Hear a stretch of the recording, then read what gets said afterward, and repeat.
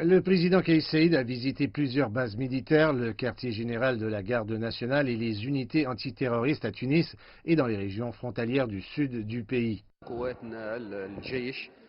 Le déploiement de l'armée et des forces de sécurité ainsi que des unités spéciales vise à bloquer l'entrée de militants ou terroristes armés de Libye en Tunisie.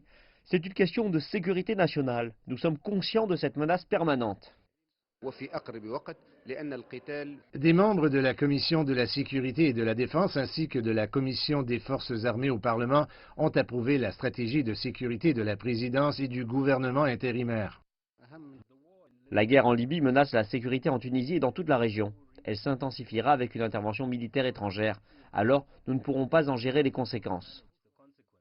Les experts des affaires libyennes affirment que les régions frontalières ne seront plus en sécurité si la confrontation entre les factions libyennes se poursuit à quelques kilomètres seulement du territoire tunisien.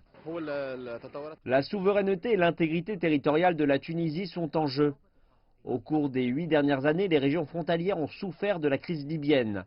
L'armée tunisienne est prête à réagir à toute menace, mais personne ne peut s'attendre aux répercussions de la guerre dans les semaines à venir. Les analystes soutiennent que la Tunisie doit œuvrer pour une solution pacifique à la crise libyenne tout en insistant sur le cessez-le-feu pour parer à toute idée d'intervention étrangère. La confrontation entre les factions armées libyennes a mis toutes les unités de sécurité et militaires tunisiennes en alerte. Les services des douanes au point de passage frontalier de Ras Jedir et de Deiba sont très actifs en cette période avec un nombre croissant de Libyens qui fuient la guerre près de Tripoli.